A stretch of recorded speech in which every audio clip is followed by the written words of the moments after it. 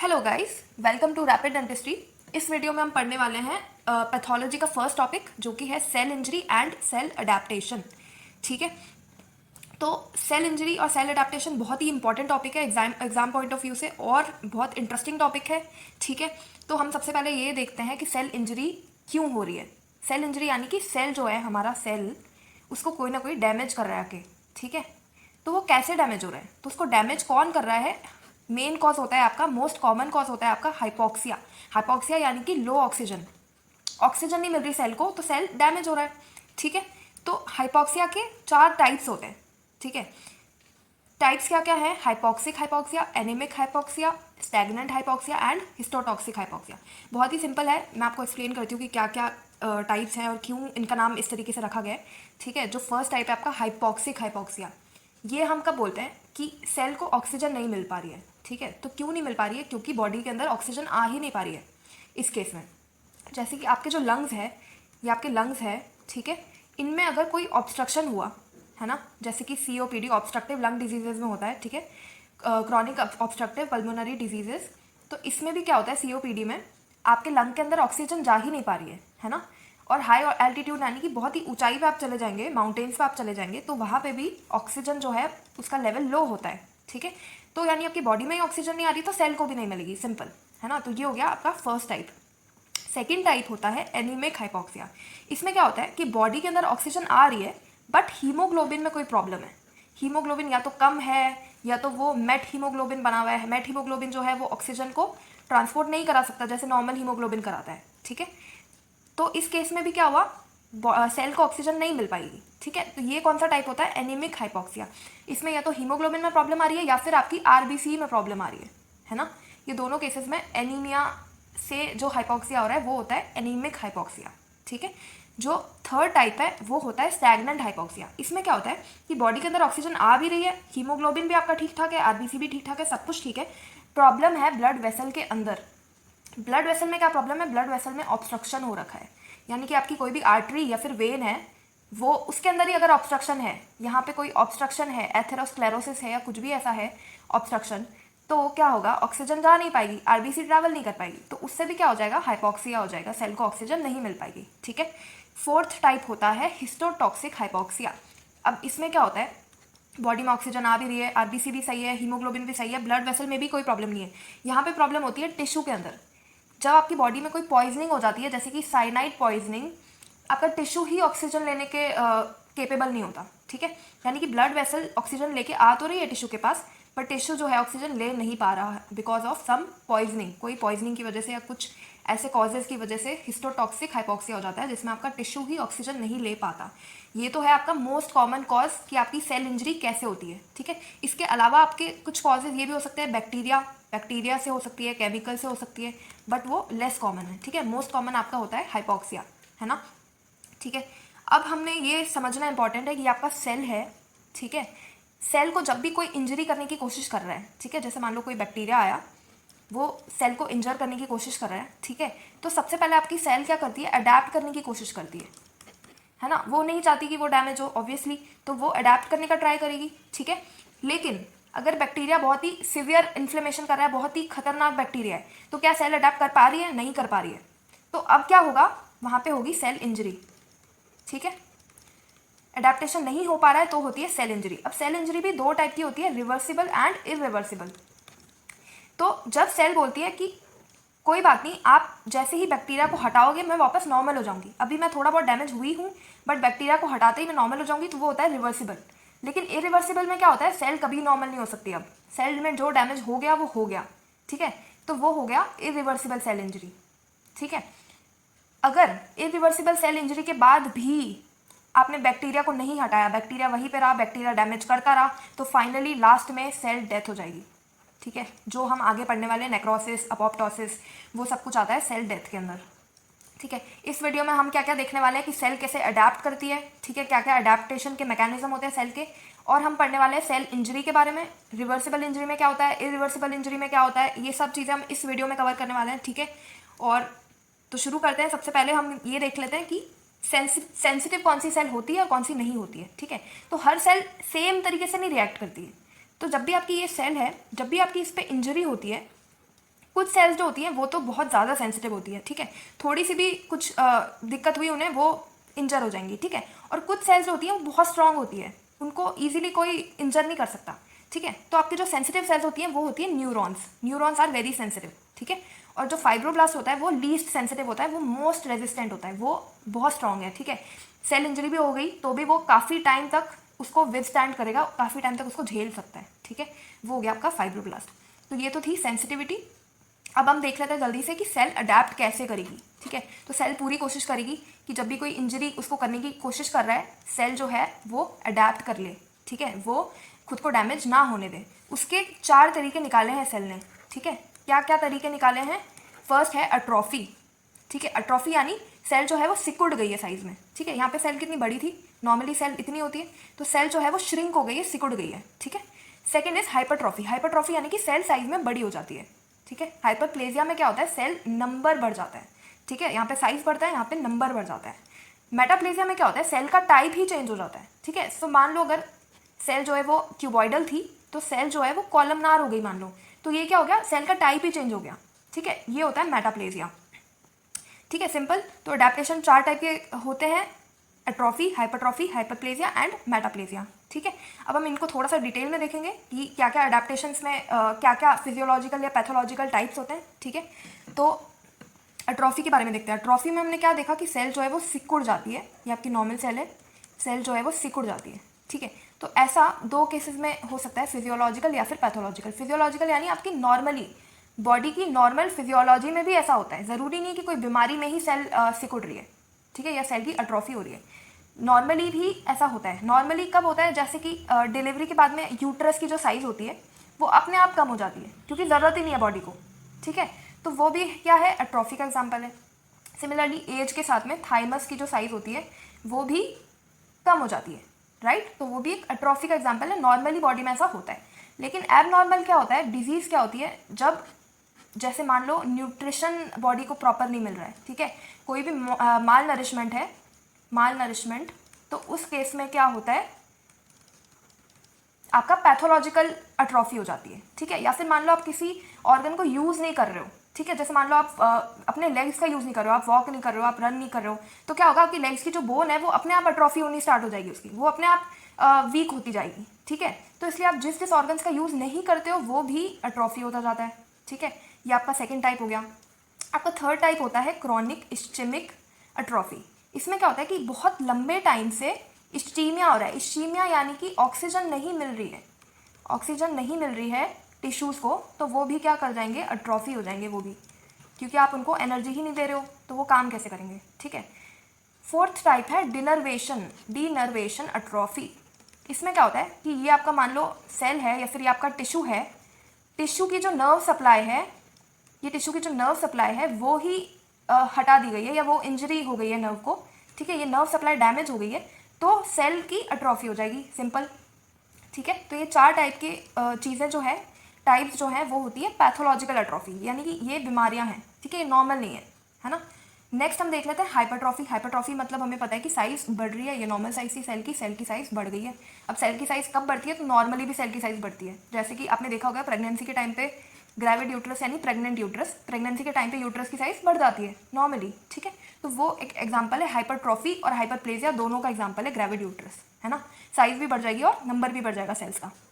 Secondly pathological, यानी कौन सी बीमारी में हमें हाइपरट्रॉफी देखने को मिलती है, तो बीमारी है हाइपरटेंशन।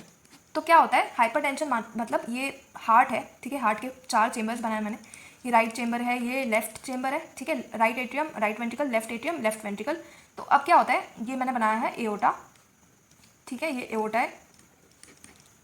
ये प्रॉपर डायग्राम नहीं है but just schematic diagram to understand कि मैं क्या समझाना चाहती हूँ, ठीक है। तो ये एओर्टा है। तो क्या होता है हाइपरटेंशन यानी कि ब्लड वेसल का कॉन्स्ट्रिक्शन, तो ये आपका ब्लड वेसल कॉन्स्ट्रिक्ट हो गया, तो क्या होगा, जो आपका लेफ्ट वेंट्रिकल है, ये आपका लेफ्ट वेंट्रिकल है, उसको ब्लड को पंप करने में प्रॉब्लम आएगी, ठीक है, उसको रेजिस्टेंस फेस करना पड़ेगा।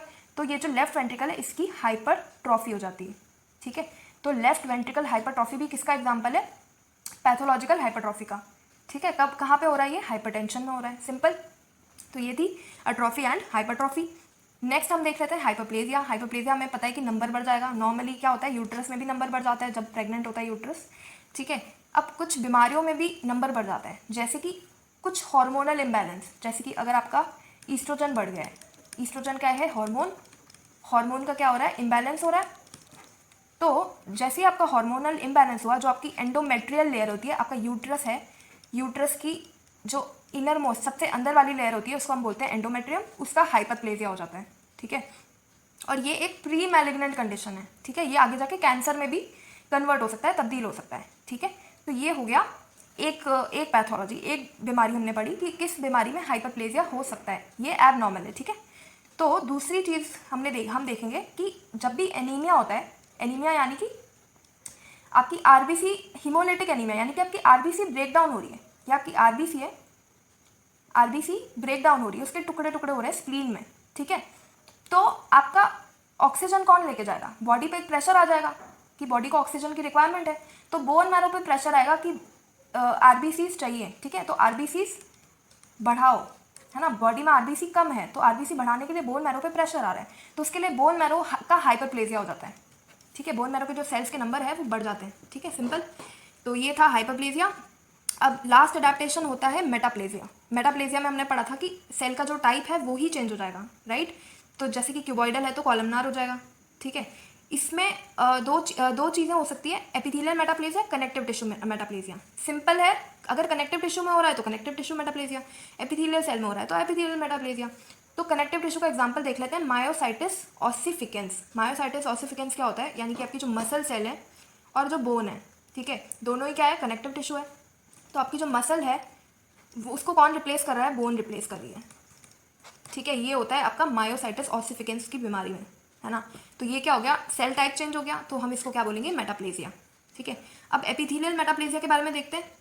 तो एपिथेलियल मेटाप्लेजिया के दो बहुत ही इंपॉर्टेंट एग्जांपल्स हैं, एक है लंग्स और दूसरा है बैरेट्स ईसोफेगस। ठीक है, तो लंग्स में बात यह है कि जब भी हम बोलते हैं ना, जैसे फॉर एग्जांपल इसमें हुआ, लंग्स में होता है स्क्वैमस मेटाप्लेजिया। जब भी मैं बोलूँगी स्क्वैमस मेटाप्लेजिया, यानी कि आपकी जो नॉर्मल एपिथेलियम थी लंग की, वो स्क्वैमस में कन्वर्ट हो गई है। ठीक है, तो लास्ट में जो एपिथेलियम बनती है उसी का मेटाप्लेजिया हम बोलते हैं, है ना। तो लंग्स में फॉर एग्जांपल जो स्मोकर्स के लंग्स होते हैं उसमें क्या होता है, नॉर्मली आपके लंग में कौन सी एपिथेलियम होती है, pseudo stratified ciliated columnar epithelium, normally ये एपिथेलियम होती है।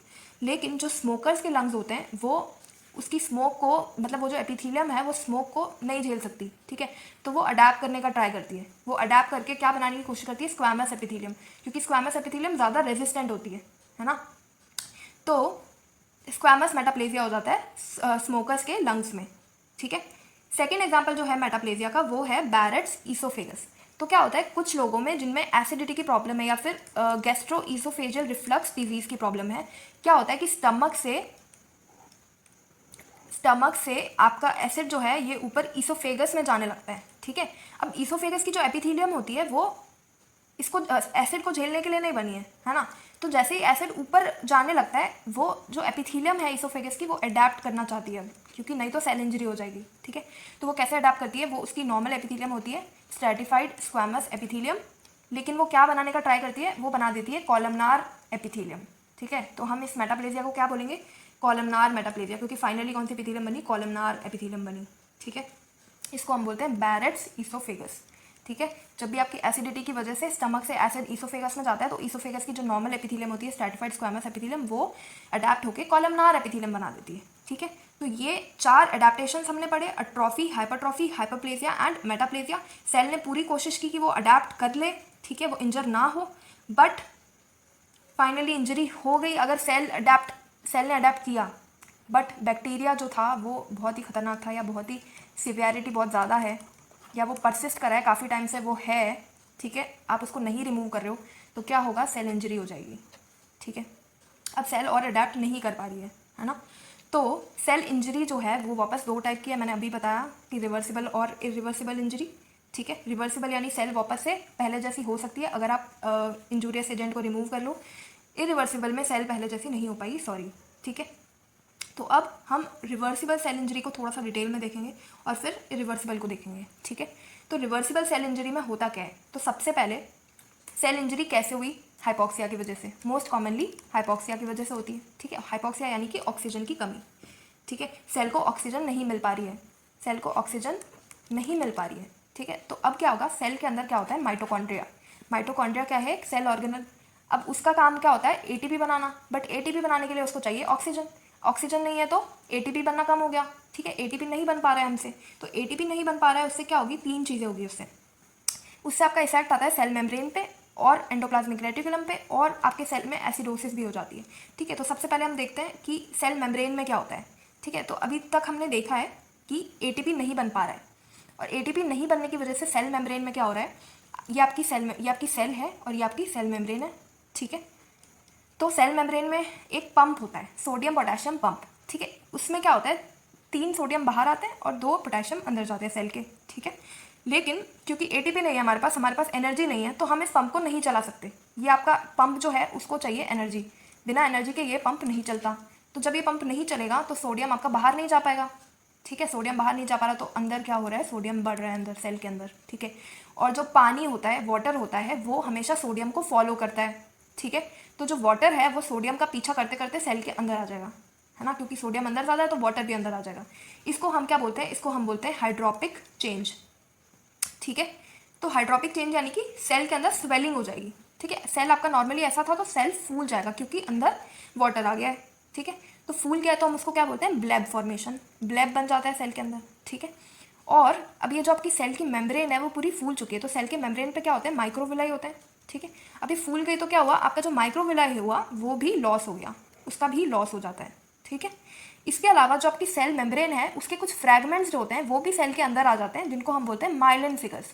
किसके बने होते हैं ये, फॉस्फोलिपिड्स। फॉस्फोलिपिड्स कहाँ पे प्रेजेंट होती है, सेल मेम्ब्रेन के अंदर, ठीक है। तो सेल मेम्ब्रेन जो है, सेल मेम्ब्रेन वो स्वेल हो चुकी है और उसके कुछ फ्रैगमेंट्स अंदर आ जाते हैं, वो ऐसे गोल गोल रिंग लाइक स्फेरिकल स्ट्रक्चर्स बनाते हैं, जिनको हम बोलते हैं माइलिन फिगर्स, ठीक है। इसमें क्या होता है, फॉस्फोलिपिड्स। ये तो था आपका पहला इफेक्ट, एटीपी नहीं बन पा रहा है, उससे सबसे पहला इफेक्ट आया सेल मेम्ब्रेन पे। सेकेंड इफेक्ट आता है एंडोप्लाज्मिक रेटिकुलम पे, ठीक है। ये आपका एंडोप्लाज्मिक रेटिकुलम है, यहाँ पे देखिए एंडोप्लाज्मिक रेटिकुलम। अब क्या होता है, एंडोप्लाज्मिक रेटिकुलम कौन सा वाला, रफ एंडोप्लाज्मिक रेटिकुलम, ठीक है। तो रफ एंडोप्लाज्मिक रेटिकुलम का काम क्या होता है, प्रोटीन सिंथेसिस। उसके लिए इसके ऊपर क्या होता है, राइबोसोम्स, ठीक है। अब क्या होता है, एटीपी नहीं है ना हमारे पास, एटीपी कम है, तो उसकी वजह से राइबोसोम्स डिटैच हो जाते हैं।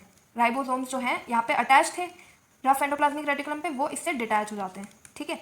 अब राइबोसोम्स ही ठीक से काम नहीं कर रहे, तो क्या होगा, प्रोटीन सिंथेसिस हो पाएगा क्या, नहीं हो पाएगा, ठीक है। प्रोटीन सिंथेसिस नहीं हो पाएगा तो सेल के अंदर क्या होगा, फैट बढ़ जाएगा, ठीक है। प्रोटीन तो बन नहीं पा रहा है, अब सेल को एनर्जी चाहिए, कुछ तो चाहिए सेल को, तो सेल क्या करेगा, फैट बढ़ा देगा। इसलिए हम बोलते हैं कि फैटी लिवर भी किसका एग्जाम्पल हो गया, रिवर्सिबल सेल इंजरी का, ठीक है। फैटी लिवर में भी क्या होती है, रिवर्सिबल सेल इंजरी होती है। थर्ड इफेक्ट हम देख लेते हैं, एसिडोसिस। एटीपी है नहीं ऑब्वियसली, अब हमें एटीपी नहीं है तो हम क्या कर सकते हैं, हम एरोबिक रेस्पिरेशन तो कर नहीं पा रही है सेल, ठीक है। एरोबिक रेस्पिरेशन के लिए क्या चाहिए, ऑक्सीजन चाहिए। एरोबिक रेस्पिरेशन नहीं कर सकते तो हम क्या कर सकते हैं, हम कर सकते हैं ग्लाइकोलिसिस। ग्लाइकोलिसिस बिना ऑक्सीजन के भी हो जाती है, पर ग्लाइकोलिसिस की मेन प्रॉब्लम क्या है, वो लैक्टिक एसिड बढ़ा देगी सेल के अंदर, ठीक है। तो जैसे ही सेल के अंदर लैक्टिक एसिड बढ़ जाएगा, सेल में क्या हो जाएगी, एसिडोसिस, ठीक है। अब ये एसिड जो है ये बहुत ही ख़राब चीज़ है। ये क्या करता है, जो आपका न्यूक्लियस होता है उसके अंदर क्रोमैटिन होता है, ये क्रोमैटिन होता है, इसकी क्लम्पिंग कर देता है, ठीक है। ये आपस में गुच्छे गुच्छे बन जाते हैं, क्लम्प्स बन जाते हैं, ठीक है। तो ये आपका क्यों हुआ, क्योंकि एसिडोसिस हो गया, ठीक है, सेल के अंदर। तो रिवर्सिबल सेल इंजरी में हमने पढ़ा कि ऑक्सीजन की कमी होने की वजह से क्या हुआ, माइटोकॉन्ड्रिया एटीपी नहीं बना पाया, एटीपी की कमी की वजह से सेल मेम्ब्रेन का जो पंप था वो काम नहीं कर पाया, तो उससे हाइड्रोपिक चेंज हुआ, वाटर अंदर आ गया, सोडियम अंदर आ गया, सोडियम आपका अंदर ज़्यादा हो गया, ठीक है, उसकी वजह से वाटर भी अंदर आ गया। सेकंड चेंज क्या हुआ, एंडोप्लाज्मिक रेटिकुलम में प्रोटीन नहीं बन पाया और फैट बढ़ गया सेल के अंदर, ठीक है। थर्ड क्या चेंज हुआ, एसिडोसिस हो गई सेल के अंदर, ठीक है, उसकी वजह से क्रोमैटिन क्लम्प्स बन गए, ठीक है। ये तो हो गई रिवर्सिबल सेल इंजरी, यहाँ तक भी सब ठीक है। अगर आप रिमूव कर दोगे एजेंट को, बैक्टीरिया को रिमूव कर दोगे, आप ऑक्सीजन की सप्लाई प्रॉपर कर दोगे, तो सेल वापस से नॉर्मल हो सकती है, ठीक है। सेल अभी भी मौका है ना, सेल नॉर्मल हो सकती है।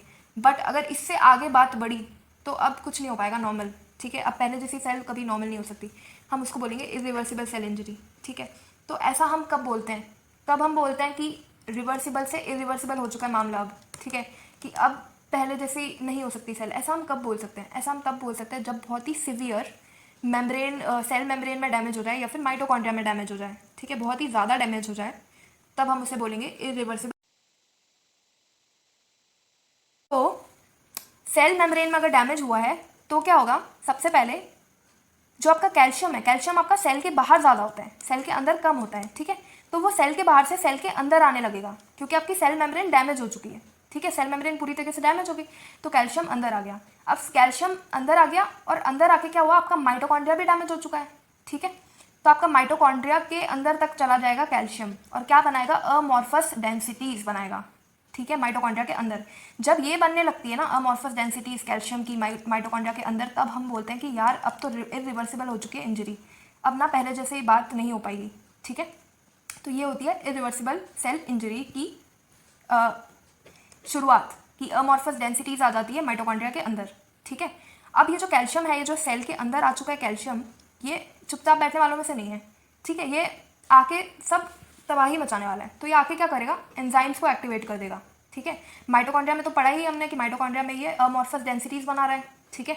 इसके अलावा ये एंजाइम्स को एक्टिवेट कर देता है। कौन से एंजाइम्स को, फॉस्फोलाइपेज, प्रोटीएज, न्यूक्लियस, ठीक है। फॉस्फोलाइपेज आपका जो सेल मेम्ब्रेन है उसको डाइजेस्ट करना शुरू करेगा, प्रोटीएज आपका प्रोटीन्स को ब्रेक डाउन करेगा, न्यूक्लियस आपका न्यूक्लिक एसिड को ब्रेक डाउन करेगा। तो आपकी सेल जो है वो खतरे में अब, ठीक है। अब सेल को प्रॉपर इंजरी हो रही है, अच्छे से दिख रहा है कि डिस्ट्रक्शन हो रहा है। तो न्यूक्लियस जो है आपका न्यूक्लियस को डैमेज करेगा। तो क्या क्या न्यूक्लियर चेंजेस आपको देखने को मिलते हैं इरिवर्सिबल सेल इंजरी में, तो ये होता है पिक्नोसिस, कैरियोरेक्सिस एंड कैरियोलाइसिस, ठीक है। तो ऐसा है कि ये आपकी नॉर्मल सेल है, इसका न्यूक्लियस इस साइज का है, ठीक है। पिक्नोसिस में क्या होता है, न्यूक्लियस श्रिंक हो जाता है। इसमें आप देखिए न्यूक्लियस की साइज कितनी कम हो गई है, ठीक है, श्रिंक हो गया न्यूक्लियस। नेक्स्ट क्या होता है, कैरियोरेक्सिस, इसमें क्या होता है आपका न्यूक्लियस फ्रेगमेंटेशन हो जाता है न्यूक्लियस का, ठीक है, टुकड़े टुकड़े हो गए न्यूक्लियस के, ठीक है। उसके बाद नेक्स्ट स्टेप है थर्ड स्टेप है कैरियोलाइसिस का, जिसमें क्या होता है आपका न्यूक्लियस पूरी तरीके से डिसॉल्व हो गया, ठीक है, घुल गया पूरा सेल के अंदर। तो न्यूक्लियस में इतने सारे टाइप के चेंजेस होते हैं, ठीक है, जब एक्चुअली सेल की इंजरी हो रही है, राइट। तो इसमें हमने क्या क्या देखा कि सबसे पहले इंजरी जब हो रही थी सेल की, तो सेल ने पूरी कोशिश की कि मैं अडेप्ट कर लूँ, ठीक है, मैं खुद को डैमेज ना होने दूँ। फिर भी अगर आपका इंजूरियस एजेंट फिर भी रहा तो क्या होगा, सेल ने बोला कि रिवर्सिबल इंजरी कर लो, ठीक है, मैं वापस नॉर्मल हो जाऊंगी, आप बस बैक्टीरिया को हटा दो, आप बस मुझे ऑक्सीजन दे दो, मैं बाद में नॉर्मल हो जाऊंगी। बट फिर भी आपने ऑक्सीजन नहीं दी, फिर भी आपने बैक्टीरिया को नहीं हटाया, तो क्या हुआ, इरिवर्सिबल सेल इंजरी। सेल ने बोला अब मैं कभी नॉर्मल नहीं हो पाऊंगी, जो डैमेज हो गया वो हो गया, ठीक है। अब भी अगर आपने नहीं रिमूव किया बैक्टीरिया नहीं गया, अभी भी ऑक्सीजन नहीं मिली, तो क्या हो जाएगा, सेल डेथ, ठीक है। सेल डेथ यानी कि नेक्रोसिस एंड अपोप्टोसिस, ठीक है। नेक्रोसिस और अपोप्टोसिस के बारे में हम पार्ट 2 में पढ़ने वाले हैं, ठीक है। तो पार्ट 1 में हमने क्या क्या देखा, हमने देखा सेल अडेप्ट कैसे करती है, ठीक है, हमने देखा सेल इंजरी के बारे में, reversible cell injury and irreversible cell injury, ठीक है, ये हमने देखा इस वीडियो में। आई होप आपको चीज़ें समझ में आई होगी। अगर आपको वीडियो पसंद आई हो तो आप लाइक करो, ठीक है। पार्ट 2 लॉन्च होगा इसके बाद में, जिसमें आपका नेक्रोसिस और अपोप्टोसिस एक्सप्लेन करूंगी मैं, ठीक है। तो आपको कोई भी क्वेश्चंस या कोई भी क्वेरीज हो तो आप कमेंट करके बताइए। और अगर आपको इसकी PDF चाहिए, डाउनलोड करनी है, तो मैं डिस्क्रिप्शन में लिंक डाल दूंगी। Thank you so much and follow my channel also, it's rapid dentistry, okay, thank you.